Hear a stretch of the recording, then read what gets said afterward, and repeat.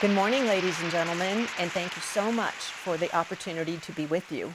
I am Julie Pastrick, President and CEO of the Greater Flagstaff Chamber of Commerce, and we are so pleased you are joining us today for the ATHENA and Young Professional Awards ceremony, which the Chamber has presented to our great community for more than 3 decades.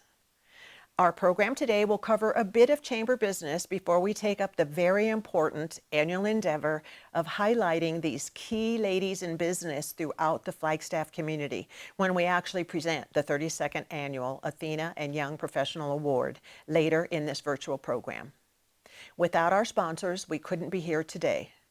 We send a lot of gratitude out to Suddenlink, Pepsi, Unisource Energy, Northern Arizona Healthcare, Blue Cross Blue Shield of Arizona, Straight Line Builders, Warner's Nursery, APS, Flagstaff Subaru, and the NARBA Institute and Arizona Choice. Your investment in the Athenas is so appreciated, and thank you very much. My understanding from the 2021 judges is that the ATHENA and ATHENA Young Professional nominees each is amazingly talented and deserving. They have excelled in their own careers, they have given back tremendously to build a strong community, and they have mentored other women and ladies to achieve their life goals in so many exciting ways. You probably read about them in the wonderful special section of the Arizona Daily Sun dedicated to women in business and our nominees. Thank you, Arizona Daily Sun and Colleen Brady. I have a special guest joining me just before we talk with the nominees. A very exciting morning lies ahead, so let's get right to it. This year, 2021, the Greater Flagstaff Chamber celebrates our 130-year anniversary in Northern Arizona. Can you believe that? Founded in 1891, the Chamber is Flagstaff's business association, and as such, we have been a consistent voice for local employers, economic development, and smart growth in our community for a century and 3 decades. We are a region-wide private nonprofit dedicated to helping business and nonprofits be successful. Your membership investment is our strength and our fortitude through all times, whether good or bad. There's no question 2020 presented challenges we have not seen before in our lifetimes, and many local businesses have not escaped the operational perils caused by COVID-19. From lobbying for massive federal relief through the Paycheck Protection Program and economic injury disaster loans, to promoting the vaccines information daily through flagstaffvax.com, the Chamber has been a constant source for support of Flagstaff businesses over the past 12 months and onward to recover and return stronger. I truly believe we are stronger together. Thank you. And we will be stronger for the challenges we have overcome this last year. We would normally throw a big celebration on this hallmark anniversary at our in-person annual meeting, which last year posted a record 600 plus attendees. The good news is we will celebrate 130 years of service to this entire region throughout 2021. And as we put the pandemic behind us and get back to normal ways of life, we promise we will deliver a refreshing review of our Chamber member investors with a few surprises here and there too over the coming year, something for all of us to look forward to. The new year signals a leadership change for the Chamber's Board of Directors, always, which is comprised of 25 member businesses. They represent numerous small, medium, and larger companies in Flagstaff's diverse demographics, for sure. Outgoing board chairman Mark Love, who is owner-operator of Massage Envy Flagstaff and Prescott, served as our board chair in 2020. We owe him more than a thanks for helping us all through such turbulent waters the entire year. We are much better off for Mark's involvement and commitment to the Chamber and our town. Incoming board chairman Claymore Courseland will serve as board chair for 2021. And as we typically do at our annual meeting, Mark will pass that gavel to Clay, making his leadership role formal and official. As I mentioned in my opening comments, we are pleased and honored to have a very special guest along us today. A couple of weeks ago, I had the opportunity to catch up with Martha Mertz, the ATHENA Awards founder. Yes, she lives in Arizona now, but conceived these awards more than 3 decades ago in Lansing, Michigan. Even though it was 3 decades ago, they are now a global movement, presented in more than 500 U.S. cities and 6 foreign countries. Isn't that amazing? Martha is a unique and wonderful lady, and we are lucky to hear from her today. Her feelings, her thoughts, her perception of women in leadership is mesmerizing. So please take a minute and listen to what Martha and I talked about. Hello, everybody. I'm Julie Pastrick, president of the Greater Flagstaff Chamber of Commerce. And as I promised earlier, we have a special guest that is really putting a wonderful spin on our ATHENA Awards 2021, and that's Martha Mertz. Martha, welcome to the Greater Flagstaff Chamber's ATHENA ceremony. So happy you have some time to share with us. Thank you, Julie. It's lovely to be here with you. Well, we are so proud of your accomplishments, achievements through the decades, creating ATHENA in Lansing, Michigan, but then moving it throughout the globe and making it a global movement in more than 500 cities and many foreign countries. What did that journey feel like? And how does that global impact affect us as we're sitting here in Flagstaff, Arizona, and just honoring this incredible group of women leaders? You have a great event in Flagstaff, and actually your event should be used as the premier model for anything that is done ATHENA throughout whatever country it is. But what does it feel like? Well, I don't usually take a look at the big picture. I'm usually still working on making this expand throughout the world. But I have to say, I'm pretty amazed at what the impact of this program has been, what the influence of it has been, way beyond what I would have thought in the beginning. But boy, am I grateful for that.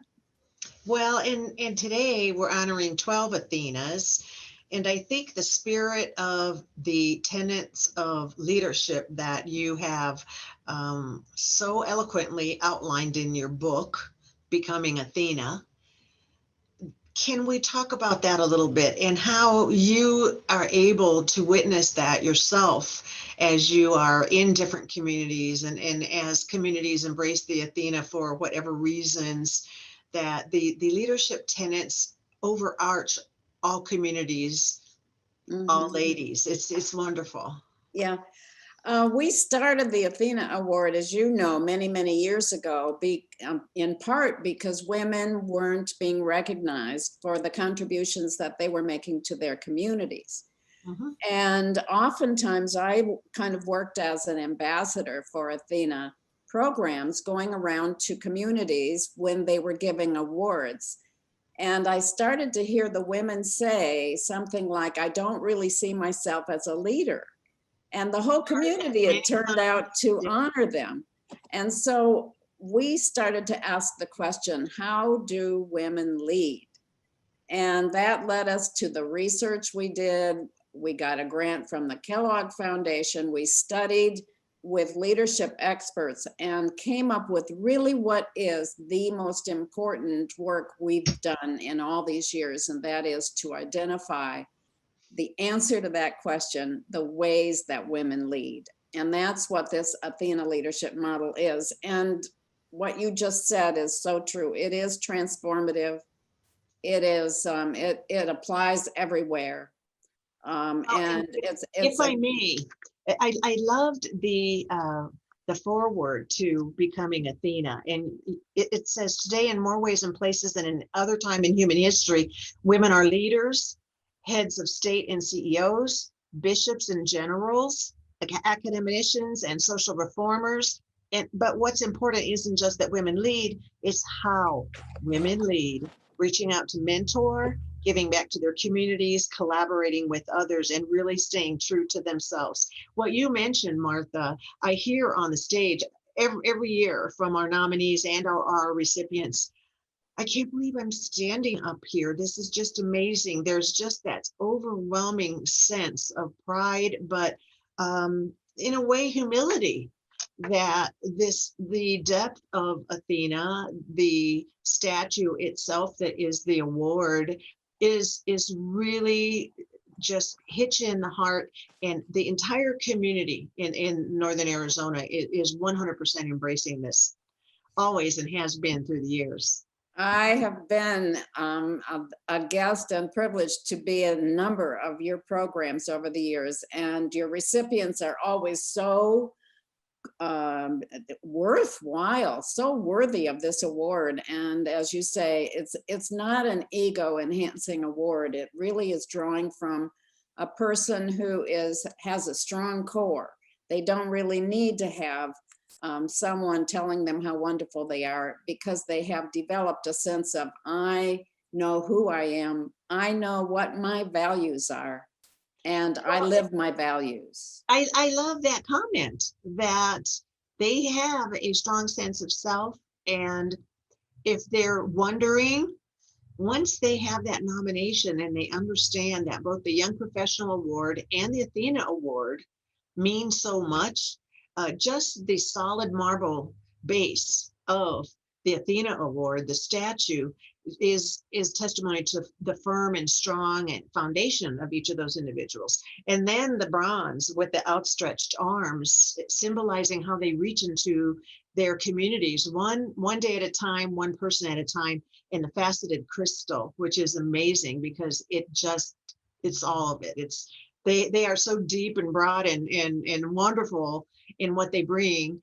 And so I feel like when you went to foreign countries, you probably were strategic in understanding that leveling the playing field was so needed in so many countries.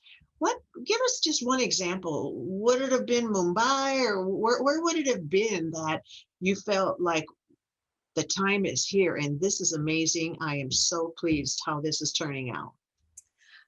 That's a great question. So about maybe 9 years ago, there was a group of women from Nepal, Kathmandu, who got in touch with me and started asking for us to bring the Athena Awards to Nepal. And for one reason or another, it didn't happen until last year, 2020. And I and a colleague went to Nepal, and let me just tell you, those women get it. It is exactly the same as it would be in Flagstaff, except they were all wearing silk saris in beautiful colors, fluttering around, but powerful and straightforward, and doing quite amazing things in this small country, way up in the Himalayan mountains. That was amazing. So we do mean that Athena, ladies and gentlemen, is a global movement. That is testimony from its founder right here today. It doesn't matter. Boundaries, this is nothing about boundaries. This is about life, and this is about the world, and this is about the impact that each individual makes in her space. Can we talk a little bit, please, Martha, about one or two of the tenets, like authentic leadership, or how those seem to piece together as the main core, the main foundation of why Athena, I believe, has such a strong legacy? You know, I'd just like to start off an answer to that by reminding us what William Shakespeare said 400 years ago. And that was, this above all, to thine own self be true. And so how do you learn how to be true to yourself? Well, you meditate, you listen to your inner core, you find out what it is that you do that follows your values, and you are sure, and you are constantly checking to make sure that the actions that you are taking, regardless of the circumstances or the pressures, are holding you true to your values. And that's called living authentically. And truly, that is the most important among the principles that are in this model. There are a lot of other things. They're advocating for what you're passionate about. There are constantly learning about things, including being a good listener. There is the value of giving back. Once you've achieved the highest place that you're going to be taking your life, then it's time to give back and leave a different legacy in your community. And I know that people do that in Flagstaff. Well, and as I had the distinct honor of interviewing our nominees in this year's program and ceremony, everything you said comes out in our talks. And it isn't, I'm authentic or I'm doing this. It is, but that is what you hear. The true to themselves of following their dreams, and many of them are business owners. How did you take that leap and believe that you could be successful?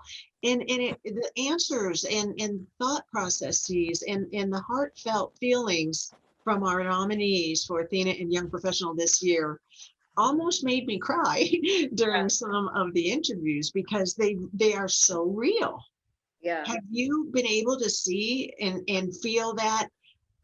It's almost like, I don't know, we're not trying to create that, but it just keeps sustaining itself. Wait. There's something about this model that is transformative. It's the old traditional model of leadership was like a ladder, and it was very determined by title and position. The 21st century, we need to go more into a circle, so that we are surrounded by each other, so that we build a network that that we help build, that we support each other. And that's what's happening with women who are leading countries right now. They are finding the strengths that we're talking about, that you are honoring in Flagstaff, and they're using them to become really the best example of great leadership as we go forward with all of the problems this world has. Yeah. This new kind of leadership is for everyone. It's not just for women. I love it. On from women, but it's for everyone. Yeah. Well, and I think too, evidence when you have the honor like I have had over the years with the program, is that you can see all the tenets within each individual, whether they're married in a family or single or working in a company or building their own. Each one of them is making, in a way, sacrifices to put others before them, number one, and to mentor others. So for sure, intentionally, that I want these other ladies to be able to reach where I have been or where they can go. And they will say, I feel like I'm blazing a path for others. And I don't know of any other time or any other way or shape or form than the Athena Awards that I get to hear that and honor that. So for that, I'm so super grateful to you, Martha, for allowing us to be a part and for being the founder and for really believing.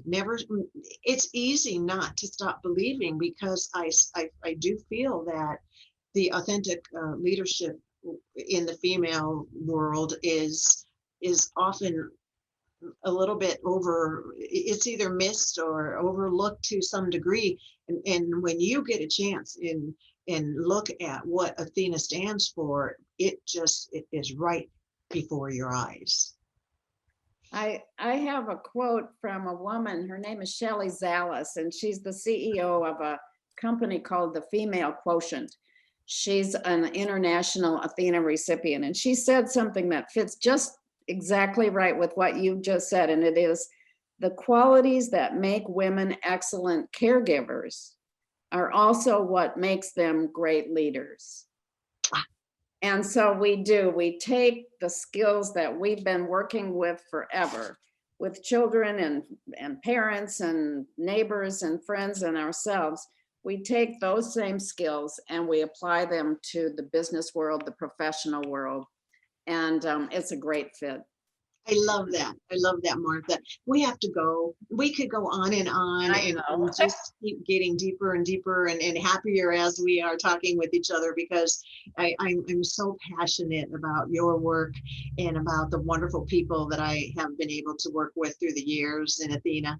So thank you for your time, and to all of you, ladies and gentlemen, we're happy you're with us and you are learning more about a leadership model that's been before you. And now the recognition may make a difference in your life as it does in the nominees. Martha, enjoy the rest of your day. Peace, blessings. Congratulations to all of the people that you are honoring and have honored over the years, Julie. Beautiful job. Thank you very much. That's a wrap. I just love Martha. Now it's time for you to hear the stories of our young professional nominees. Enjoy. Hello, I'm Julie Pastrick with the Greater Flagstaff Chamber. And I'm Lindsay Blum with R&J Services. I am very happy to introduce you to Lindsay as a young professional nominee. Lindsay, effective communication, open dialogue, and interpersonal skills are leadership traits that make young professionals stand out. And you are great at all of these. Why? How did you get here? So I've been in construction for the last 10 years, and it is kind of, you do have to break through stereotypes and kind of break through different outside influences and everything to get there. And doing that, you learn how to communicate properly and just how to work with different people and kind of take some hits back and come back. And so I think it does kind of make you a stronger person in doing that. As construction has typically been male dominated, so I hope that you're proud of yourself for all that you've achieved in these last 10 years. Visionary and collective is another word or two that are used to describe you. You use best practices and technologies to be at the forefront of your industry. Who do you learn that from? How do you, at such a young age, have that talent to own a company and be successful and be a visionary? So I was fortunate in that in my early college years, I had internships with Sunk Construction in their mining and industrial division. And so I learned a lot through that. And then I decided maybe I didn't want to be in the mining division. Being one female out of 300 miners was a little interesting. So, good decision. Yeah. So I came back up here, and my dad actually started R&J Services 20 years ago. So I took it over from him and just kind of learned from him. But luckily, I've been lucky enough to have amazing subcontractors as well who have taught me things, and I just, I'm willing and open to learn as I go. And so I think that's been, a big key to just not being set in my ways, but kind of always moving and changing with. It always helps when you can learn through the family and understand some of the challenges, talk over the dinner table. Yep. You have begun teaching youth and mentoring them about the construction industry, other ladies, sort of talking about what you've been through and or what your stick-to-itiveness has been. What do you see out there? What's the potential for young women in construction? So honestly, the potential for women in construction is huge. There's so many opportunities. I personally thought that construction was you strapped on your framer belt and you put on your steel toes and you went to work every day. Yeah. Okay. So you can go into, women can go into media relations. There's estimating. If they want to put on their framer belt and their steel toes, that's great. There's trade schools and people can go, I have a bachelor's in construction management through NAU. From NAU. Yeah, and I love it. So there's so many different opportunities for women in construction, but I think, it's not something that our mind goes to right away as it is a male-dominated field. Sure. So I am passionate about, letting women know that this is totally an opportunity and it is a lucrative opportunity. And you can be successful. Exactly, yeah. That's right. Well, I need to ask you, what does this nomination for the Greater Flagstaff Chamber Young Professional Award mean to you? So it's a huge honor. I think since I found out last week I was nominated, I haven't stopped smiling since then. Aww. It's pretty exciting. But honestly, being born and raised in Flagstaff and seeing year after year all these, powerful and strong women being nominated for such an incredible honor, it's inspiring. And so it's kind of, I always sat back and kind of aspired to hopefully one day be there. And so to actually be there is pretty exciting. But at the same time, then, I kind of hope and wish that, those women to me were a role model to me. So I hope and wish that I can kind of do the same for other young women coming up and be a light, help them down their path. Exactly, yeah. That's great. Yeah. Well, there you have it, ladies and gentlemen. Lindsay Blum, R&J Services. Thank you so much for your time. Congratulations. And Thank in front of you is a certificate from the Greater Flagstaff Chamber. We want you to display that proudly, as you should, for your nomination. Thank you so much. Yeah. Thank you. I'm Julie Pastrick, President and CEO of the Greater Flagstaff Chamber, and so happy to be sitting with Holly Chatelain with Swire Coca-Cola. Holly. Congratulations on your Young Professional nomination. I'm so proud of where you've come in your career. And today we just talk a little bit about the award. And your nominator said that, number one, you always want the best for all individuals around you. That's just a core value of yours. You have 62 employees at Swire Coca-Cola. How do you do that? Oh, well, you take it day by day and you try to look at the positive side of everything and you help everybody be the best version of themselves, or at least give them the opportunity to kind of grow themselves while learning from everybody that, I get to interact with. Exactly. That's so neat. Well, your story from the past, us talking about where you came from before Flagstaff, is just an amazing story, because you really started with Swire Coca-Cola at an entry-level job, and now you're in a management job. What was it for you that made you think, okay, this is working? Talk a little bit about what that felt like and how long it took to get to be in management. Yeah, so I did. I had a kind of crazy background with Coca-Cola, and I've held almost every position, frontline position anyways, that there is, from, putting stock on shelves in grocery stores to getting a Class A CDL and driving a truck. So it's really been about the people the whole way, though. I've had the opportunity to work for and with some amazing mentors and people throughout my career that have really inspired me to, grow and learn and continue Do to the same thing, because you're known for your mentoring, and that's part of the Young Professional Award, is to mentor others, especially the females in the company, to be the best that they could be. Would you say that your company is dominated by male, a good combination? What's that like? Yeah, so the company probably is a little bit more heavily dominated by the male species. But we're focused on diversity and getting a well-rounded mix of people out there in the workforce, because when you get those diverse opinions and those diverse backgrounds and perspectives, then that's when you really grow and learn more and adapt as people. So I love that. What do you feel the Young Professional nomination means to you? We're sitting here today. You're not one that really sits in the camera light. no, not used to the camera, that's for sure. But this award, it means more than I could really say. I've had the opportunity to go to the Young Professional and ATHENA Awards for many years now, and it's one of those events where you walk away just feeling inspired and motivated, and to even be nominated is just such an honor. It really is. I appreciate that so much, because being inspired and being motivated by others is actually what you're doing now. As a nominee, you inspire others to be the best they can be and never give up and keep reaching for the next ladder, the next rung on the career ladder. And I just feel like in this community, you've made such an impact. Your volunteerism is amazing. Let's talk a little bit about that, how you try to help other nonprofits and other entities also do better.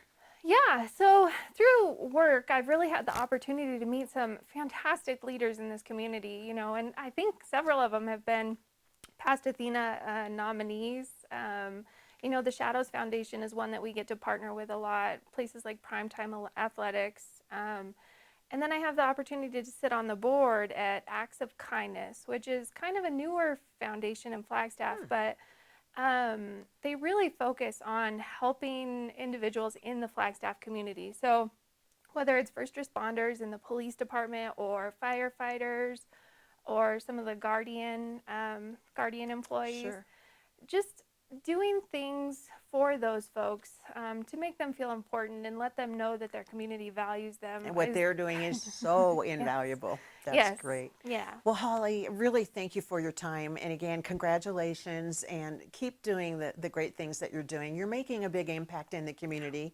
You'd be the last to ever say that. So I'm really happy for this nomination to give you some recognition that you've deserved for a long time. Thank you again, Holly, for your commitment to the community and all the impact you make day after day. Congratulations on your nomination. And we have a little certificate for you if you'd like to pick that up.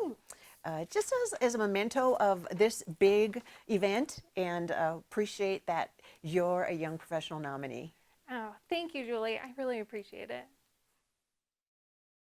I'm Julie Pastrick, President and CEO of the Greater Flagstaff Chamber of Commerce. And I'm Alicia Jones, and I'm with Knackered Pepsi.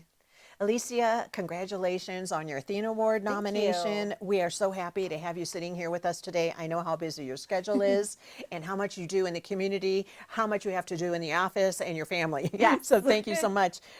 What is your title at Pepsi? I actually work for both Highline Vending and Knackered Pepsi. So Okay. I work with both our vending company as an operations manager, and then I run the recycling business for the Pepsi and Highline side. Just a little job. Yes, just a little bit. I know from a lot of a few years ago, the beverage industry has really started to shine in recycling. And can you talk a little bit about your nominator said that you have provided creative and cool solutions for recycling, saving thousands of pounds from going into our local landfill. Yes, so with the help of my general manager, we were able to pull together this amazing recycle program. And instead of all this product that goes to waste, we send it to and go to the landfill. We now save that, and we empty out the liquid. We save the aluminum and the bottles. We've cut back thousands of dollars on our trash bill just by recycling our plastic, our cardboard, everything. It's great. It takes a team effort to do, so it's been a lot of work. Is that tough to get everybody to think about this is what we really should be doing? Change is difficult. So getting this team on board it's been both a difficult thing to do, but they've been so great about wanting to do this, and they see the difference. Our back lot's clean. We're able to make a big impact in this community, which is that's what we wanted. We wanted to make an impact. Yeah, you always make an impact, Alicia. I know you. You currently are our Chamber Ambassador's chair, which is a pretty big group. How does that feel to be the chair? Because you were sitting there for a while, and then all of a sudden you're the leader. Right. I love it. I love being able to connect with them on a more personal level and be able to talk straight to them and give them, just come filled with so much love and passion for this community and for the chamber, and for them to feel that same, that same type of, I don't know. Just a commitment. Yes. A commitment. Yes.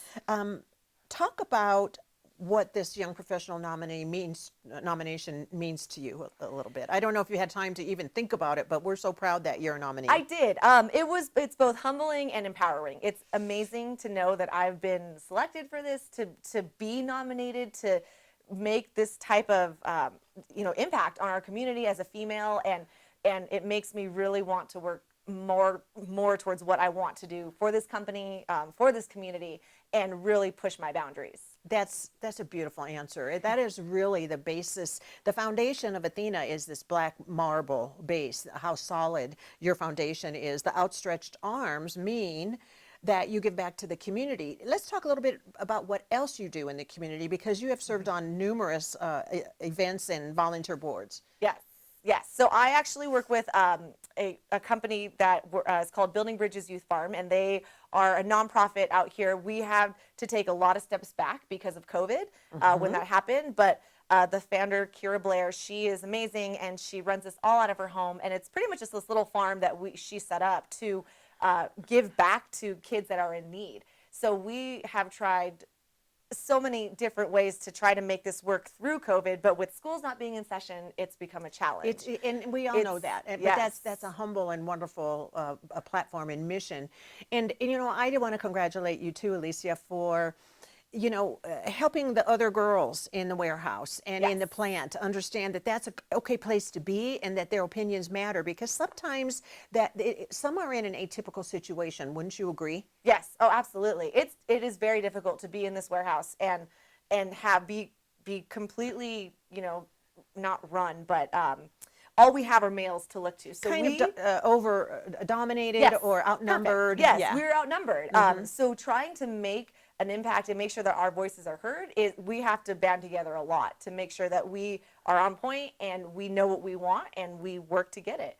Well, it that's, just works and you together. do, because that's what your nominator said. It's Yeah. your energy, your efficiencies, your encouragement. So keep that up. Yes. And I'd be remiss if we didn't also mention Palmer Nackard, who serves on our board of directors. Very, Absolutely. very supportive of you. Oh, yes. And your nominator, Kelly Culbertson. Yes. And all you do in the community really makes a huge difference. Please keep it up. I will. Thank you. And in front of you, we have a certificate for your nomination. If you'd like to close by just picking it up and looking at the camera again, Oh, it's perfect. it's just for you. Awesome. Oh, thank you. That is so nice. Thank you so much. And congratulations again. Thank you, Julie. Absolutely. Thank you. That's a wrap. Was that enough talking? I'm Julie Pastrick of the Greater Flagstaff Chamber of Commerce, and with me is Emily Newman-Bowerly with Redemption Counseling Center. Emily. Congratulations on your young professional nomination. It's really, it's such a pleasure to meet you. You do incredible work. And so we just want to start out with, how did the idea of Redemption Counseling Center come to be for you? You know, I think since I was very young, my parents did humanitarian aid abroad, and there's always been, I think, maybe like a little seed inside of me that wanted to give back to the world and to the community. And so fast forward, when I went to college, became a social worker, have done a lot of different things with that career. And when I moved back to Flagstaff after a short stint away in Los Angeles, just saw a huge need for counseling services in this town. Sure. And specifically niche populations. So people who, we like to say, who fall in the gap. So Name some of those categories, because your nominator talked about some of the types of people that you are helping. It kind of came about because I saw a need for people who wanted to do faith and spiritual integration in counseling. And there wasn't a lot of places who were saying, hey, we do this kind of openly, and if people want that, that's available to them. Mm-hmm. But the more that I started getting into it, the more I realized that there's also a huge need for people who don't have insurance, who are low income, but not low enough income to be eligible for access or state services. Mm-hmm. And so I understand that.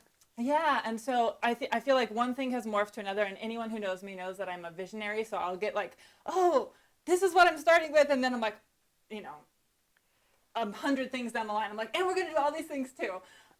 That's part of why you're nominated, because you are a leader and you've accomplished so much. Let's talk a little bit about how you like to mentor and or give advice to young women at church, women wanting to future their careers themselves in mental health occupations. Have you focused on that? Yeah, so our practice is comprised solely of women currently. We're not opposed to having different genders, but women have been a huge, I think because I'm a woman myself and have experienced just the need for mentorship and guidance and some like-mindedness. I can just tell that's what is part of this whole Redemption Counseling Center. Yes. So when we kind of started and we were thinking about bringing people on and to hire, and also just even the work I do as a counselor, just seeing so many women in today's world and society who benefit from seeing people actually do what their dream is, right? Mm-hmm. So I tell my staff and even, my clients, like, hey, you have the seed inside of you. I told myself that I was going to start a counseling center when I was in my 60s, after all my kids had grown, after all these things. And here I am. Here we are 33. with a Young Professional Award, 33 years old, a family. Yes. I always tell people, I gave this an inch and it took me 10 miles. So. Well, I really appreciate that, and that you were just so self-aware that you could make such a huge difference, and you have helped so many people in so many ways. Your nomination speaks for itself as an outstanding leader, an outstanding, very successful professional. So we thank you for that, and thank you for being back in Flagstaff. Real quickly, why do you put yourself before others so much? Ooh. It's obvious in what you do. Not a lot of people can do what you do. I feel like part of it's faith related, mm-hmm. and how I grew up. I grew up, my parents did humanitarian aid. Sure. We lived abroad. And then the field that I went into, social work, is all about how do we serve the community? How do we Makes serve? sense. Yeah. One last question. What does this Young Professional Award nomination mean to you? I feel like, from what I know of the award, it focuses on wanting to empower women to be What they can be. what they can be. And to things be that you do, powerful. like mentoring the ladies and leading and helping others and giving back to the community. That's what this award signifies and embodies. And so I want you to, after the show, I hope that you can just take a minute, take a couple of breaths, and just be proud of yourself, because with this award comes a lot of pride, and you deserve that. Thank you. Yeah. So Thank you for offering it to women. I feel like it's so encouraging for women to know. Oh, that. we didn't. Your nominator did. Well, Yes, well, Melissa does. As an organization, I think it's beautiful to be able to say, there's people out there in the world who deserve, Recognize others that aren't normally recognized. Yeah. I love that part too. So, Emily Newman Bowerly, congratulations. That concludes our talk. But if you'd like to, we have a little certificate for you to take with you that honors your nomination, and just focus it on the camera, and then we'll be done with our talk. Congratulations again, and thanks for your time. I know you're very busy. Thank you. I appreciate this. Sure. I'm Julie Pastrick, president of the Greater Flagstaff Chamber of Commerce, and with me is... I'm Megan Roach with Northern Arizona Healthcare Foundation. Welcome and congratulations on your Young Professional nomination. I'm so happy to have you here today, Megan. Thanks, Julie. It's a great opportunity. I'm very excited. Good. Well, I have to tell you, your coworkers speak glowingly of you. They cannot believe your energy, your ability to lead, given a task, or making your own tasks for the numerous events that you do at the foundation.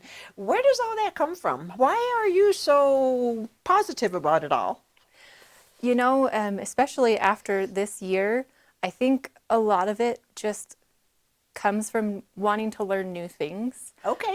2020 has made me learn quite a few things, and trying to just pivot to recreate new opportunities, and just the joy of working with people that you like. I think And everybody says that you are the best coordinator of the events, that you grab all the volunteers from NAU, from the Cardinal Club, and that you know what an event takes. So I think it does require us to be a people person, and you have certainly been noted as very successful. So congratulations on that. Thank you. Also, I think that you've had a unique experience with the Young Professional Club at the Chamber. You were a member for a while, and you were social media chair, weren't you? Yes. And everybody was so excited about the outcomes that you were creating and how you were focused on that organization. So all of a sudden you were asked to be chair, and you took that on. What did that feel like? That was a whirlwind. I was, again, very excited for that opportunity when Cass asked me to step up. And I was excited to just bring some different insight and some new leadership and try to really grow and expand our network. We had 2 really great events at the beginning of the year, had some record numbers. Thank you to all of the work that the previous board had done to really get us to that point. Yes. The last few months have been a lot more difficult. Just everybody's burnt out on a lot of virtual events, but There's hope. There's hope, and We're relaunching, and we hope you're in the middle again. yes, there's a horizon, and we're looking forward and trying to come up with some ideas of how we can really have hopefully a big in-person kickoff event. Absolutely, and we really appreciate your focus there, because we know that young professionals need some of that civic engagement, the community involvement, the connection, and we lost a lot of that during COVID. A lot of people don't really get into virtual like others do. And so I think I wanted to ask you a little bit about where you feel your creativity comes from, and your no fear attitude to take on new opportunities at the NIH Foundation, because you have a brand new job, a brand new title as the grants administrator. NIH and the NIH Foundation are no small potatoes. You should be very, very proud. Yes, I'm very I'm honored, really. It was a great window or door that opened. Sure. And I just had a lot of fear behind it, but I decided to just jump in. And like I said, learning new things, I really get a lot of joy from. So even only doing this for 2.5 months, it's been a great way to meet and network with new professionals. Oh, I'm sure learn a it's new going to be field. huge. It's going Yeah. to be huge. Well, let's talk a minute too about how in the Young Professionals program you were able to sit in focus groups and in different connecting events. What do you think are some of the concerns of professionals your age who are hoping to get better in what they do, and they're emerging leaders of sorts, and everybody's kind of sort of at a different place in success? What do you think some of the concerns are locally?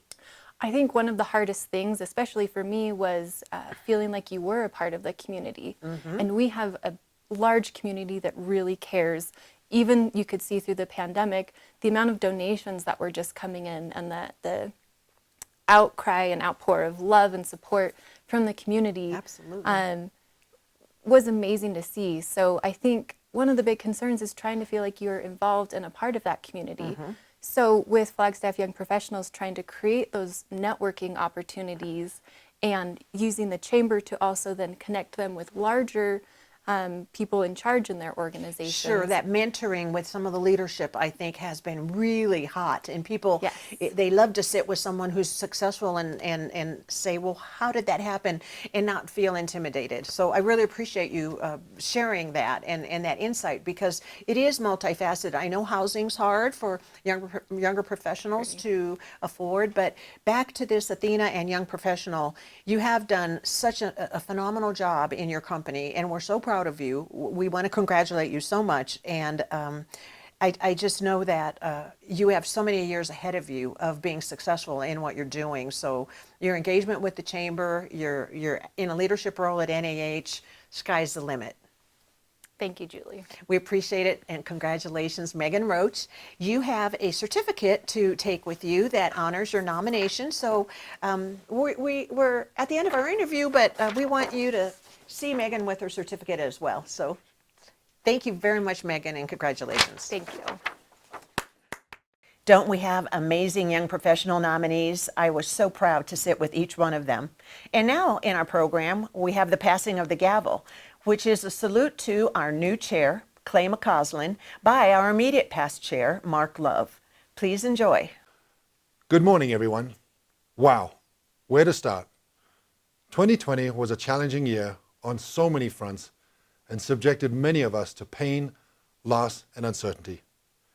What it also brought was a keen sense of focus and determination not to be defeated, and for us to make a plan forward and to get to a better day for us personally and for our business, staff, and clients. Through all of this, your chamber staff of 2020 continued to give more than 100% of themselves at every turn. They researched and provided support on government initiatives, on loans, grants, and created the COVID task force to assist our members in navigating business safely in an uncharted environment. I would like to give my sincere thanks to all of the staff at the Chamber, including Julie, Joe, Kat, Ksenia, and Ashley, for their unwavering dedication. I am also incredibly grateful to you, our members who supported the Chamber and your local community without reserve. Our Chamber could not have done it and cannot do it without your commitment and partnership. The future is bright, our community is strong, and the Greater Flagstaff Chamber of Commerce is ready to serve you. Without further ado, I am delighted to hand over the chairmanship of the board across to Claymore, who will be guiding you through 2021. Hi, Clay. Hey, Mark. All right. Clay McCausland, as chairman-elect, you have been selected by your fellow board members to be the leader of the Greater Flagstaff Chamber of Commerce Board. May you work intelligently and seriously to fulfill the responsibilities of your office. It is an honor to be chairman of the board. From time to time during the year, you may encounter difficult problems, but through cooperation, hard work, and dedication of your peers, you will succeed and the chamber will prosper. Clay, please raise your right hand. Clay, do you accept the responsibilities as chairman of the board 2021 of the Greater Flagstaff Chamber of Commerce, and will you do your best to uphold the values and principles of the chamber? If so, answer, I will. Seeing as I'm the only one with the hand up, I guess I will. Don't keep me waiting. With this gavel, Clay, I give you full authority and power and now declare you properly and duly installed as chairman of the board of Flagstaff Chamber of Commerce. Congratulations, Clay. Thank you, Mark. Appreciate it. Thank you very much for your focused leadership at the helm of the board of directors throughout 2020, Mark. We appreciate your commitment and the positive growth you were involved with. I am really honored to accept the chairman's seat. It's exciting that Julie and her team are raising the bar and the chamber is effective and respected statewide and nationwide. I look forward to serving you and are continuing to move our economy forward. It's a time unlike any other, but with adversity comes great opportunity to rise. I am from the Rocky Balboa generation. In Rocky, he said it ain't about how hard you hit, it's about how hard you can be hit and keep moving forward. I have 2 young kids in our community, and it is my goal to create a future where they can strive in Flagstaff. And for those with older kids that may have moved on, have a reason to move back. I look forward to serving you and this great community. Let's make 2021 a year to remember and a whole lot of fun. Good luck, buddy. Appreciate it.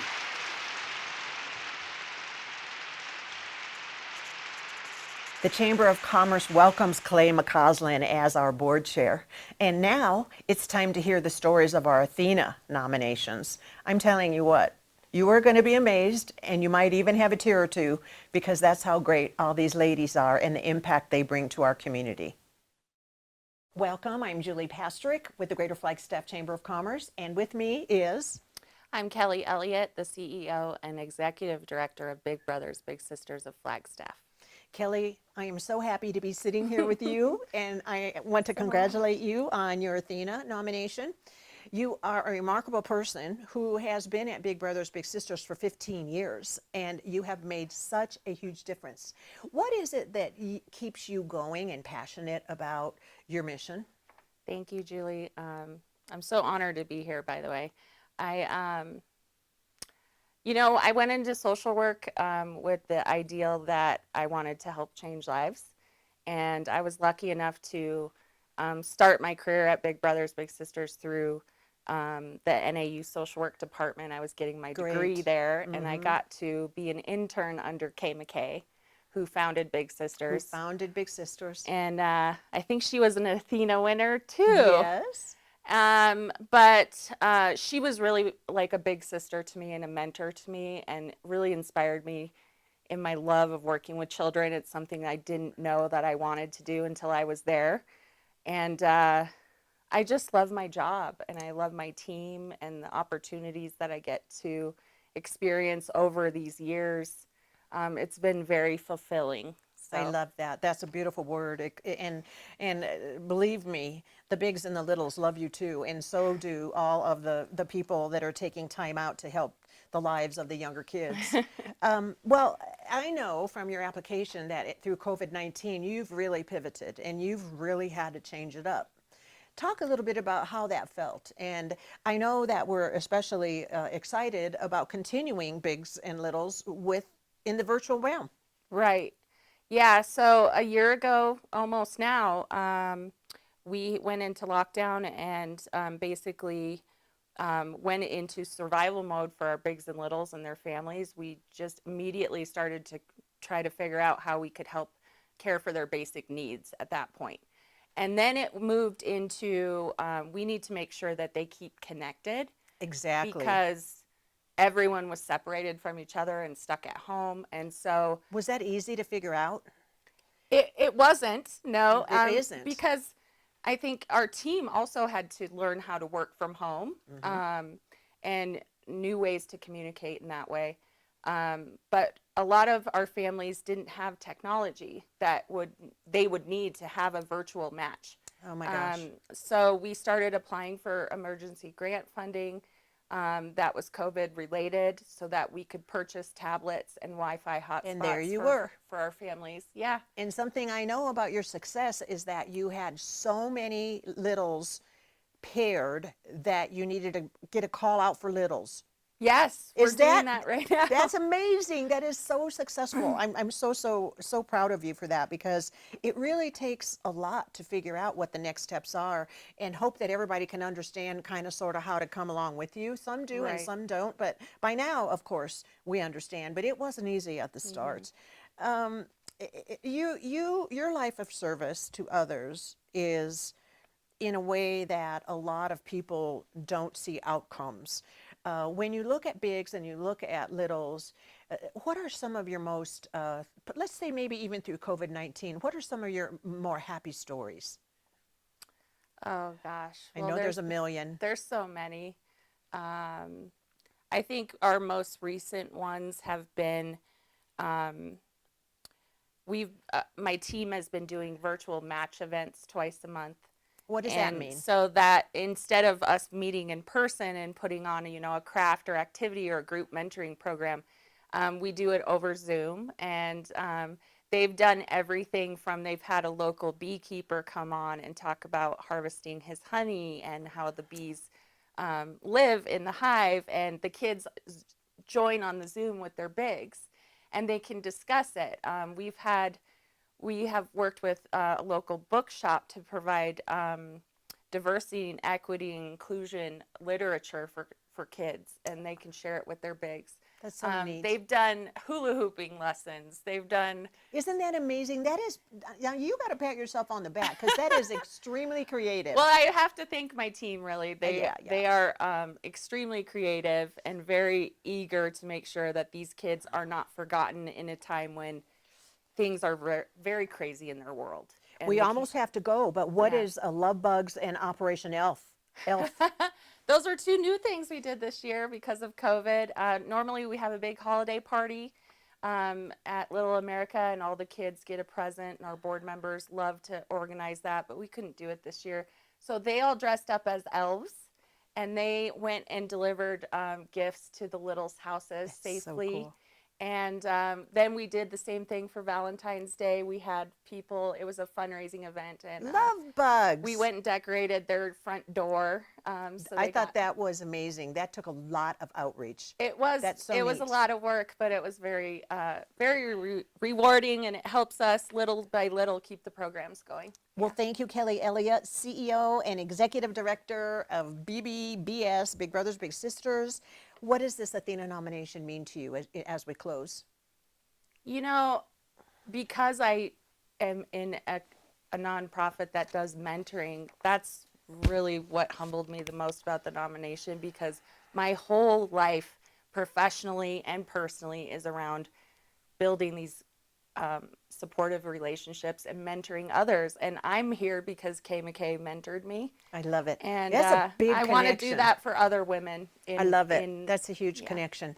In front of you is a certificate to present to you as a nominee. We want you just to look at the camera and say, "That's Kelly Elliott from Big Brothers Big Sisters. Congratulations, and thank you for all you do." Thank you so much. We appreciate it. I'm Julie Pastrick, President and CEO of the Greater Flagstaff Chamber of Commerce, sitting with Corrine Esplin, Dean of Women from Indian Bible College. Thank you so much for being here, Corrine. I am just so excited about your nomination for the ATHENA Awards, and knowing your background, I want our viewers to know a little more about the impact you make on all the students there. You have such a key role. You sit on the President's Cabinet. But let's talk for a minute about how you came to Flagstaff. Sure. I'm actually from New York, from a small tribe, the Seneca tribe. And I came here in 2008 as a single mom. My life had just been completely transformed. I went through a pretty painful divorce and gave my life to the Lord, and He called me into missions. But I really knew nothing about it, which was probably a good thing. And He called me out here to do a one-year program at Indian Bible College. I had just finished a 1-month missions trip through reservations in the U.S. and was completely heartbroken by The devastation women. and everything going on. Yes, and the that was my oppression. story. That's a And beautiful story. yeah. And yes, like you said, sometimes we think we know the path that we take, but what we do is the path is there. But you are helping so many young women, so Yes. many students deal with what you saw on all those reservations, the suicidal thoughts, depression, can I be who I be? And you know, I don't know why it is so prevalent in the Native American cultures. I mean, we do know it's a very isolated lifestyle and economically disadvantaged. What do you see, and how do you in your role uplift the students? Your application said that you're remarkable and you'd touch dozens and dozens of students. Yes, well, I feel honored to hear that. It's really my own story, what Christ has brought me through, the hope and the prosperity. Just, I never would have had that prior to that. My life was basically very selfish, but because of my transformation, I feel like I'm called to basically pour into Native women, to see that hope in them, to know that they can prosper as well. And you know how to comfort them. Yes. You've lived their lives to some degree.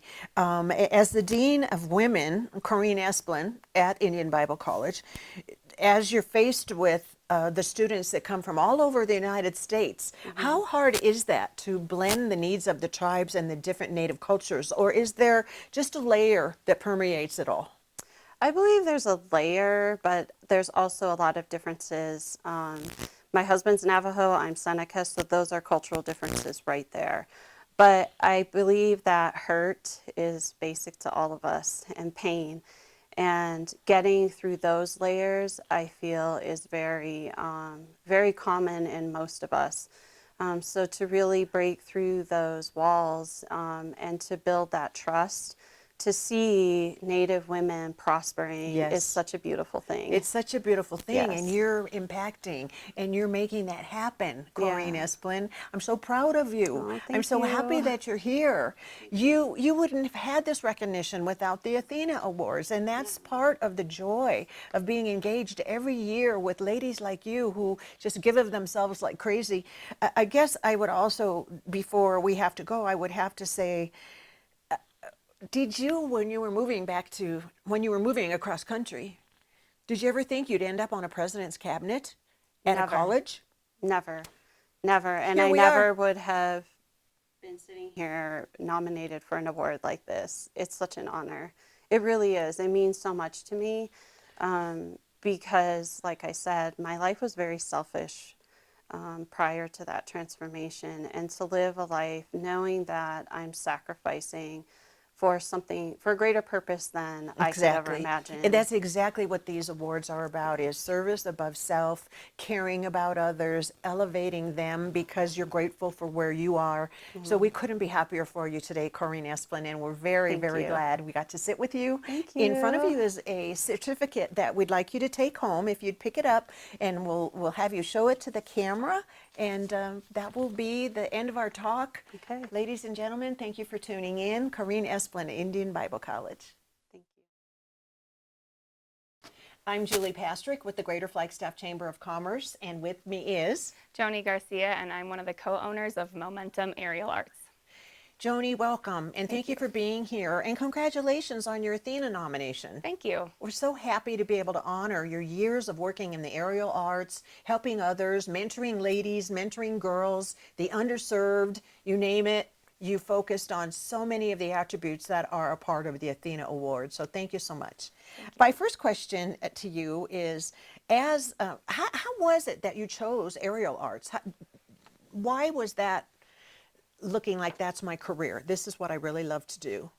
Well, it wasn't ever looking like my career. You know, when you're in high school and you go through those placement, like this might be your right career path type tests, one of them came out to be a prosthetic limb creator or something weird like that. And I'm like, what is going on here? So there was never a career path that really showed me, you can be an aerial teacher or you could own your own studio.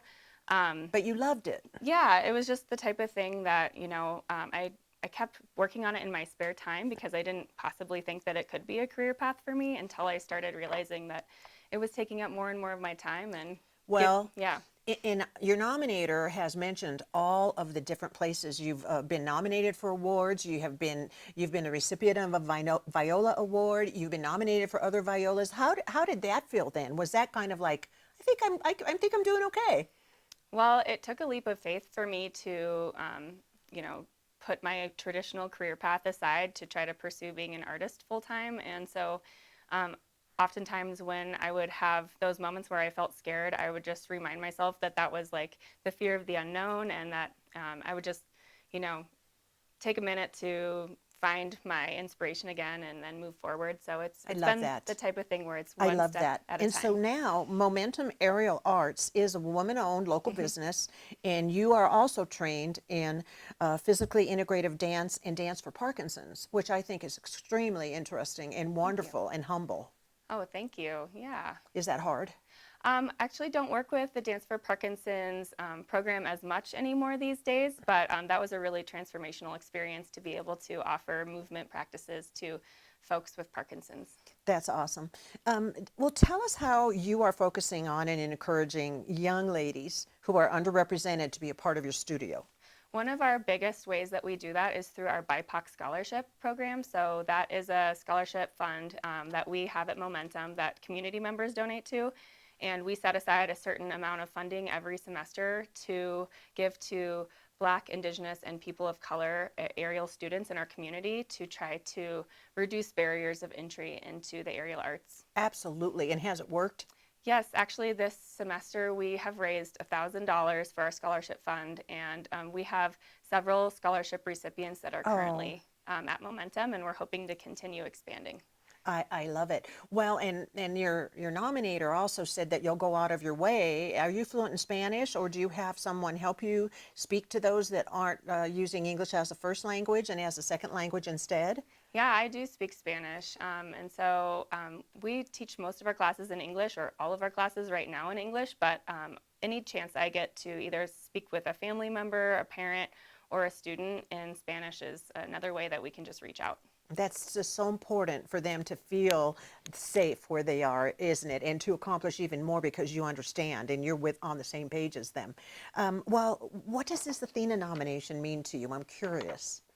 Well, it's an honor to be recognized for working with girls and women in our community, because that's really a passion of mine, especially working with girls and seeing them become strong and succeed and influence their creativity. So that's really what it's all about for me, is giving back to the community again. Yeah. And that's a big part of what the ATHENA Award is. So thank you so much, is mentoring other ladies and girls so that they can get on a path like you did and love it and be successful. And maybe then they turn another direction, but you've laid a very strong foundation for them. So Joni, thank you so much, and congratulations on your nomination. That's a wrap with Joni. Joni, you have a certificate from us that celebrates your nomination. Thank you. If you want to show it to the camera. I'm Julie Pastrick, President and CEO of the Greater Flagstaff Chamber, and I'm so happy to be sitting with... Hi, my name is Jennifer Kodelik. I'm an ER nurse at Flagstaff Medical Center and the creator and founder of Abastanza.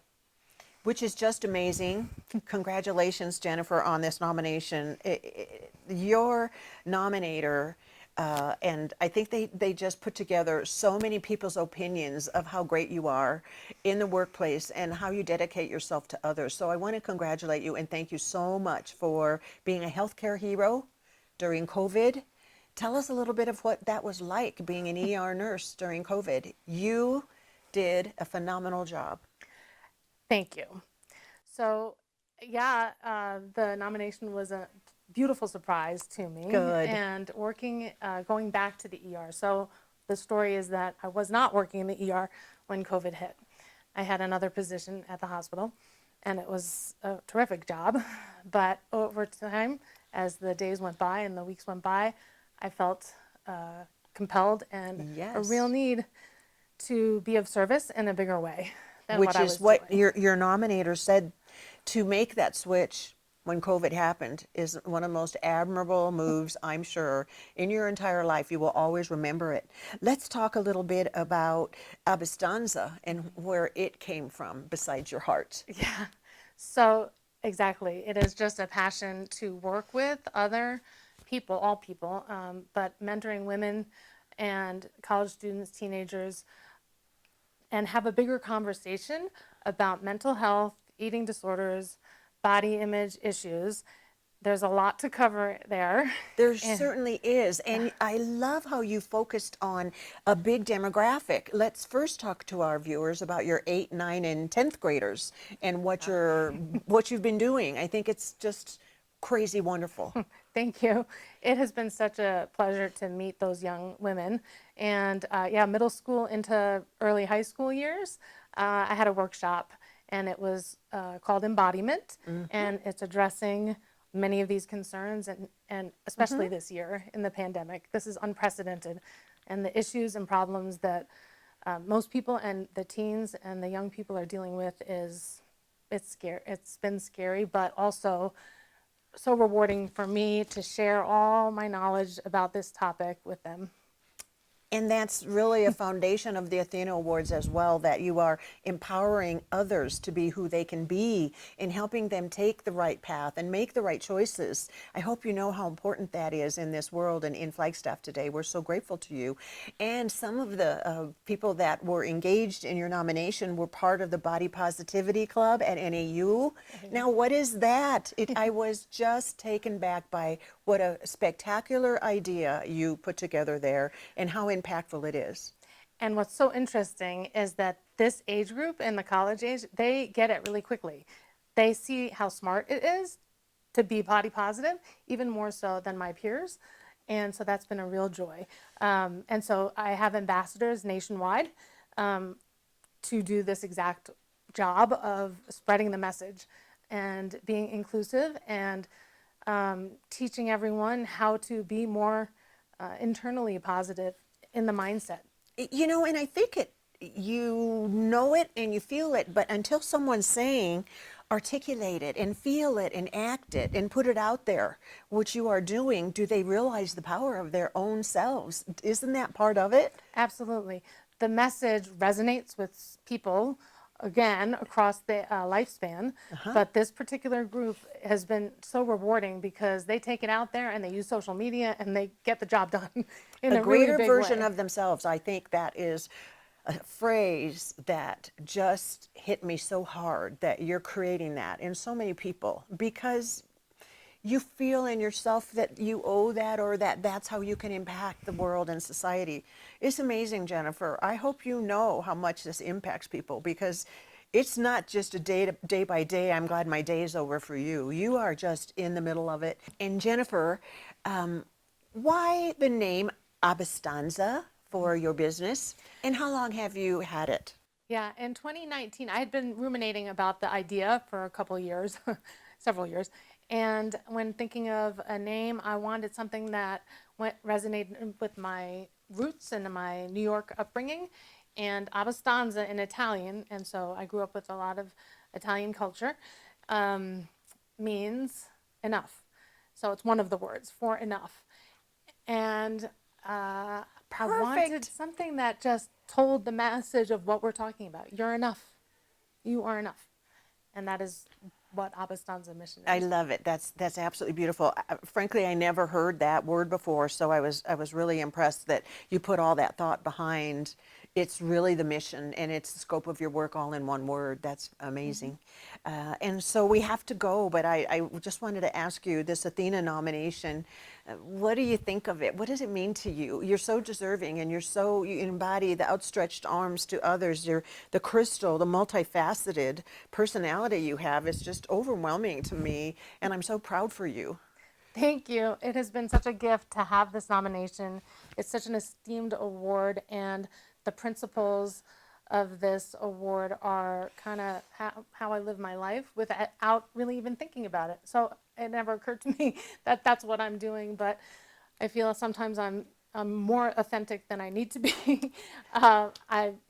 but really the team building and the mentoring and the nurses that I work with at the hospital, I can't sing the praises enough of my team in the ER at FMC. I mean, it's an amazing place. And I just, you know, the principles of this are how I'm trying to live my life, to do better, to provide service, and You to be mentioned authentic. You embody authenticity and leadership and taking care of others before you, but I know you care about yourself too, and that shows. So congratulations on your nomination. And in front of you, there's a certificate if you'd like to pick it up. It's a memento and a thank you for being who you are. And we'll just let everybody see that Jennifer Kodalik is an Athena nominee. Great talk. Thank you so much. Thank you so much. Yes. I'm Julie Pastrick, President and CEO of the Greater Flagstaff Chamber, and I am sitting with Ann Newland with North Country Healthcare. Ann is a medical doctor and CEO of North Country Healthcare, which I'm sure many of you have heard of before. 500 employees, a big, huge budget, and about 12 or 14 communities, Ann? Right. We're in 12 different communities, and in some of our communities, we have multiple sites. It's amazing. Your nominator made a point of talking about how expert you were during COVID, that during COVID, none of the clinics, none of the sites, everything moved forward. There was little to no interruption in your business. How did you do that when I know you had to change up everything? We all did. Well, I would say, first and foremost, I work with great people. And we had a number of meetings early on thinking about what do we need to do to keep our staff safe, to create a safe environment for our patients, and be able to continue to provide services. So we were able to innovate, change. We offered Like curbside services, all that came up, refined our safety plans. And, there's been some service disruption. It's a global pandemic. It's going to happen. But I'm really proud of the way we've been able to continue serving our communities. That's beautiful. Throughout your nomination is an obvious commitment to rural Arizona, which, unfortunately or not, is the home for many that are less fortunate than you or I. You've built a career around serving females in healthcare, impoverished individuals. Even in Kayenta, you were touted for increasing the availability and access to females in that community by 300%. How did you get on this path? What is it about you that gives so much of yourself, Ann? We can always go back to family. My parents are both academic physicians and really have built their lives around education and community service in a little different way than I have. But, the environment we grew up in, the church that I was raised in, really prioritized that. And I have found it very satisfying over the years to work in places like for the Covenant House 9 line, volunteering with the Nebraska AIDS Project. All those things just made my world bigger and richer and better. I love it. That's definitely, someone like you who's just been so honest about where you need to be and who you need to help, and to just say that the pleasure you get from delivering what others want is a big key to happiness. And I point to the Athena, and what I see is this black marble base that's a very strong foundation. I think it's very much a good point to say that family is where some of us launched for. But I also think it's important for us to say that is what you are helping others establish. Why is it that you've really shared that with others and you care so much that their foundation is solid, Ann? I think that we all come into life with a mixed bag, right? And sometimes we start with a firm foundation. Sometimes we have to develop that foundation. And I think helping people to have the tools to create their own foundation, because even though I came from a very warm, stable environment, I've learned so much more by the connections and honestly love that I've gotten outside my own family. And I think the volunteerism family, how you have put yourself at, for example, helping the homeless in Flagstaff for Flagstaff Shelter Services. That is one of the most eye-opening experiences I had during COVID. And the outstretched arms of the Athena is just who you are, because you're giving to everybody else. You, for some reason, have this sense that you can impact or better the missions that are taking care of those that are really needy. Yeah, well, you know, there is so much that we can do to strengthen our community. And I find that sometimes entities that are very heavily resourced have a harder time seeing possibilities. And I think working in the nonprofit realm, being kind of resource constrained is sort of like haiku. I can write a way better haiku than other types of poetry, because you have to be creative. Yes. And you have to reach out. And I think there's a lot of joy in being able to do that. And how long have you been CEO of North Country Healthcare? Gosh, since November of 2015. So about a little over 5 years. Working in different capacity before that. Correct. So if you had to do it over, would you do it again? Oh yeah, I would. I mean, I thought I was crazy when I did it, and I'm still a little crazy, but it's actually gotten better. That's Over perfect. time. Well, Anne, we really enjoy you sharing your time, and we're very excited about your nomination for the Athena, and all the principles and the leadership traits and the authentic self that you are shines in your day-to-day. In front of you, there's a certificate that we'd just like to give to you as a memento. If you'd like to pick it up and show it to the camera, that'll be a wrap of our video presentation of Anne Newland, CEO of North Country Healthcare. I'm Julie Pastrick, President of the Greater Flagstaff Chamber of Commerce, and this is Sarah Paternos, and I'm with Flagstaff Vision and Revival Med Spa. And Sarah is an Athena nominee, and we couldn't be happier to have you here today together with this great opportunity to talk a little bit about yourself, because there's so much about your background on your application. And you've been a doctor at Flagstaff Vision for how many years? 7 years. 7 years. And then when did you open Revival Med Spa? 2018, my sister and I started a couple years ago, and it's been quite an adventure for us. So it was a brand new thing that we started together.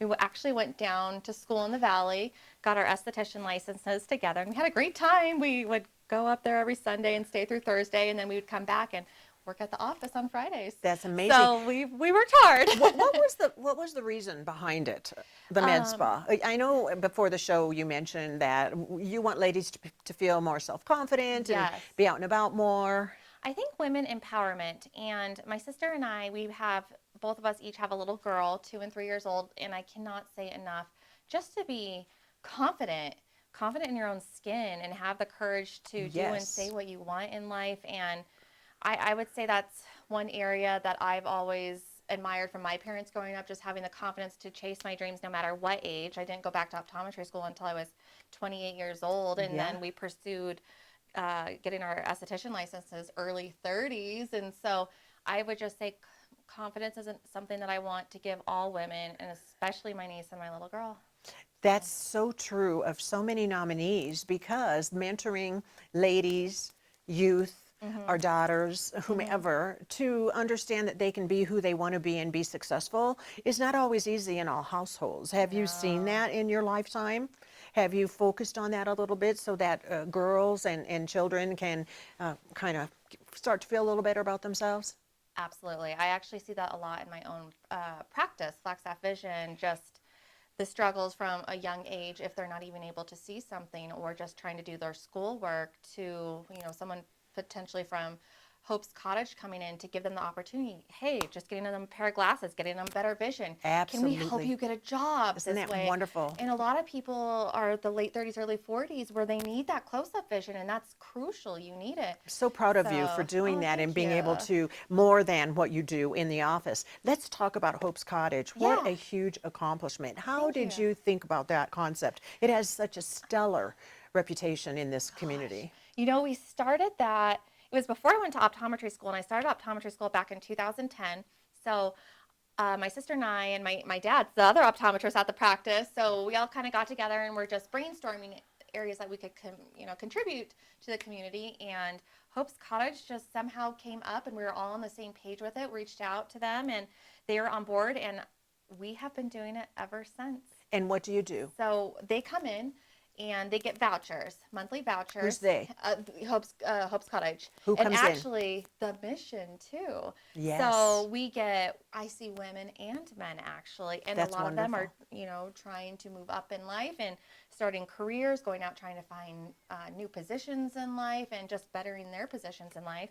And they come in, they get an eye exam, and they actually get to leave with a pair of glasses. I love it. I So love whether it. that's just distance or whether that's distance with reading or just reading. So. You've been able to refer them to other areas too. It's been great. 100%. And a lot of them come back actually after they've had their positions and careers. Now they actually come back and they're like, hey, I have insurance now. Let's do this. So that's so wonderful. That's part of it's why awesome. you're a nominee for the ATHENA Award, because you're a leader in the community who cares about others, who mentors others, who's achieved much career success in dual careers, and we really are so grateful. Sarah, can I ask you what this nomination means to you? Yes. Okay. I wrote just a little something because I didn't want to leave anything out. Well, go ahead. I think So- that's great. Oh, thank you. Thank you. All right. So being nominated is a special moment in my life. It'll be a moment I cherish for the rest of my life. It is something I will share with my daughter as she grows up. I think it is so important to raise this next generation of girls knowing they can achieve whatever they want, whenever they want, that their life doesn't need to be mapped out. And the ATHENA Award calibrates that. Each and every one of the nominees shows that each of us can take a different path and can chase our own passions. It just takes some courage. I was always told to be courageous as a child, but it wasn't until I was older that I learned what courage was. This is why my sister and my dad and I set up a program to provide vision care for Hope's Cottage, helping to remove a barrier from their life as they are showing the courage to make changes in their life. We are so blessed to be able to be a small part of the changes they see for their lives. So if that's the one thing I say, courage. I love it. Thank you so much. We really appreciate your Thank you time so today. much, I know Lily. you're so busy, and congratulations on Thank your you. nomination. I so We have a appreciate it. certificate for you to take with you and display proudly. We'll wrap up our talk by just having you show our viewers. And this Sarah Paternos, a nominee for the ATHENA Awards, and we couldn't be happier for your time today. Thank you so much. I so appreciate it. You're so Thank you welcome. much. I'm Julie Pastrick, President and CEO of the Greater Flagstaff Chamber of Commerce, and with me is Erica Simon, and I am the Director of Education at NAH. Erica Simon is an amazing young lady. You've been described by your nominators for the ATHENA Award as fierce and energetic, providing nurses support and motivation like no one else has seen before. What do you contribute these attributes to, and the fire in your belly for making sure the nurses can do their jobs and be the heroes that you all are during such tough times? That's a really great question. I'm the baby of 4, so you have to be really tenacious as the baby. That's true. I also just don't like the word no, really. My dad has always said the same word to me every time when I'm low or high. He says persevere. So Great. he never has any other advice for me except for that. And Sometimes that's all you need, huh? Right. Maybe I can make it through this. Maybe I can. yeah, and this easily is probably the hardest life or the last year has been the hardest year for any nurse in their life. And I just am not willing to quit. And so when, COVID kind of broke out, I put on my scrubs and joined everybody alongside of them. And kind of that same thing rings in my head, which is persevere, and that's really kind of my motto. I love that. I just love that, because we all have someone that has been pushing us through our lives and along our path. My father is the same. Something that our viewers should know is that you also went through the Ebola virus and COVID-19 now. I would imagine these life-changing experiences for you have really caused you to maybe even fire up more, because you know that without your colleagues that it'll be terrible for all. And so you have been talked about as making it very fun at work. You might do a little exercise. You might take a time to do this, do that, laugh a little. Where do you get that inspiration from? Is that the type of person that you are individually as well as in your family? Yeah, so I'm a nurse, a mom, a wife, a dancer. I don't really change who I am, but I do think something I draw from my dance background is you're always presenting yourself to the world. And so I live my life that way as a leader, as a nurse, whoever. I started out as a nurse, or as we like to say as nurses, I grew up at Mayo Clinic, and they always taught you that the patient was 100% your customer. So I have always drawn on having a presence when you walk into that room, and whether you're talking to a patient on their worst day or their best day, or you're on a stage and dancing, it's the same thing. So I kind of live that throughout. Your creative comes everything. out when you need it, how you need it. What is it about your current career that satisfies you the most, given the fact that you are also a mother of 3, and the balancing act probably is in the top of your mind all the time? Well, it's actually funny that you mentioned that. I think I honestly became a better nurse when I became a mom, just because you understand what it's like to have somebody who could need care. I would imagine being as engaged with all the nurses as the top educator at Northern Arizona Healthcare and having 3 children is quite the balancing act. How do you do it? Oh, wow. A lot of support. I have a lot of cheerleaders or mentors, and my husband, probably my biggest one. And he just knows that I work really hard, and I can't always shut that off, and he's just At all always, things. yeah. I'm sure he appreciates the family as much as he appreciates the NEH role. And let me ask you, at NEH, how many nurses are you usually engaged with, educated? It depends. We just recently did some education where we probably had 1,200 people that we were educating in a 3-week time period. That's amazing. Yeah. That has to be major focus and major outcome, of course, as the end product. And is that something you're pretty comfortable with, since you are so energetic and you do have that fierce drive that those nurses be the best they can be when they're called on? Yeah, I don't think the number scares me. So whether it's one person that you're teaching one-on-one, or I've actually planned conferences for 8,000 nurses before. And it doesn't change how you approach it. You need to give people your undivided attention and lead with what you know. And I love it. Yeah. You have a huge role at NEH, and you're just widely admired. I'm told that you're a volunteer at D. Miguel, and you are teaching CPR at the national level, and that you like to show ladies and young girls, like our daughters, that we can be many things and we can be successful at many things. I don't know. With De Miguel, I think part of it is I like to be where my kids are at, so I spend a lot of time there. We have done community CPR training, which is a ton of fun to see people learn a new skill, especially when they have zero background with it whatsoever. I can imagine. Yeah. I can imagine.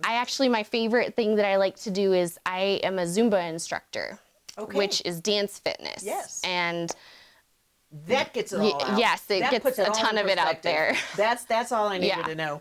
Well, Erica Simon, what does this nomination mean to you? I think honestly, it just is kind of a way to show gratitude to the people who have made me who I am. Honestly, I was incredibly flattered and didn't really know what to say, but I think really thank you to people who have shaped my life is what that means to me. I need to go back and say thank you to every single one of my mentors. I love that. That's a wrap with Erica Simon. I'm Julie Pastrick from the Greater Flagstaff Chamber. Erica Simon, we have a certificate for you that I may not touch. If you would just like to show it to the camera. A notice and just physical presence of the nomination that you can hang where you'd like. And thank you very much for your time. Keep doing what you're doing. We need 10 of you everywhere. Yes. You're so motivational. And congratulations. Thank you. Thank you.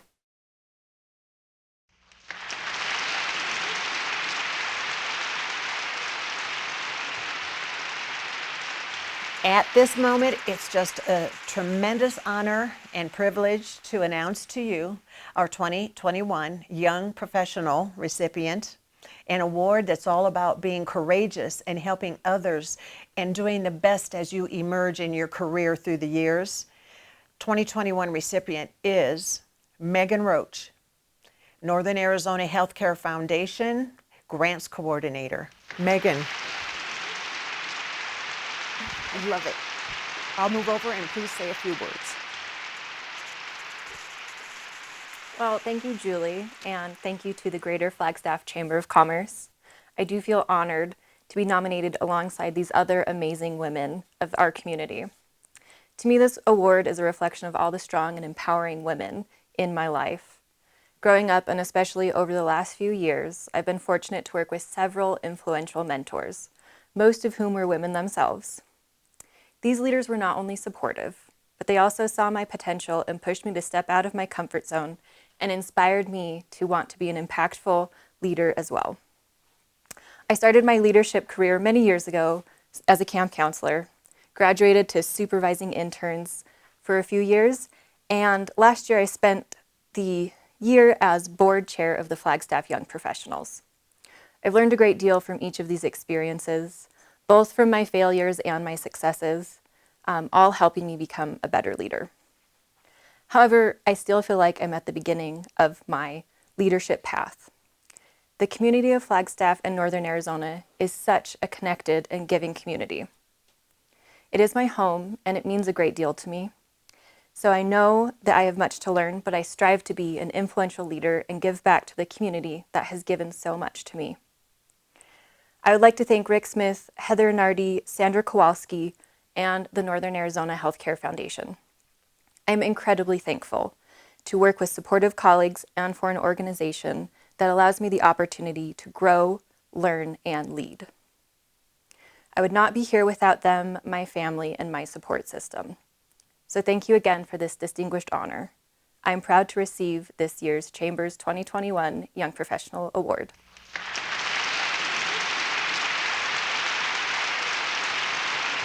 It's hard to believe, but here we are, towards the close of our ATHENA Award ceremony. Before we announce the recipients, I'd like to thank our judges. They included Misty Warner, Warner's Nursery and Landscaping, Lavelle McCoy, founder of the ATHENAs in the 1980s, and now a retired auto dealer, Jamie Whalen, former city council member, and Bonnie Stevens, a local writer. I want to thank each of them for taking the time. It was a tough job because the nominees are really remarkable ladies in our community. Right now, we want to congratulate and honor our 2021 ATHENA Award recipient, Dr. Ann Newland, CEO, North Country Healthcare. Thank you so much, Julie. Congratulations, Ann. Thank you. This is your award. Thank you. And if you'd just like to put it there, we'd love to hear some comments from you. So I have to say a thank you to Julie Pastrick and the Greater Flagstaff Chamber of Commerce for even having the courage to hold this award ceremony during such unprecedented times. But I think that the opportunity to share with other leaders in the community, to be able to honor the extraordinary accomplishments of all these nominees is really a nice boost in a difficult time. I'd also like to thank the sponsors, NAH, Northern Arizona Healthcare, and Straight Line Builders, Coconino Community College, and I know I'm going to forget many. But I so appreciate that you take the time and interest in creating this platform that brings people together. And I think that's so essential for the betterment of our community. I'm really honored to join the ranks of people like Dr. Colleen Smith, Liz Archuleta, and Sarah Benatar. Thank you all and have a wonderful day. Thank you to everyone for being a part of today's ATHENA Awards ceremony, to the community of Flagstaff for its support of the Chamber of Commerce, and to every member investor for your financial assistance and guidance in our mission and in our goals, community-wide, in the region, in the nation. It takes a lot behind the scenes to put a virtual event like this together. So I'd first like to thank our staff for doing so much on all the details. Our board of directors all made this virtual event possible. But we are tremendously thankful for our platinum sponsors, which include Nackard Bottling and the Nackard Companies, Northern Arizona Healthcare, Suddenlink by Altice, Flagstaff Subaru, Unisource Energy Services, Blue Cross Blue Shield of Arizona, APS, the Narba Institute and Arizona Choice, Straight Line Builders, and Warner's Nursery and Landscaping. Without you, this wouldn't have been possible. We're grateful to you. That's a wrap, ladies and gentlemen. I'll see you again in 2022. Thank you.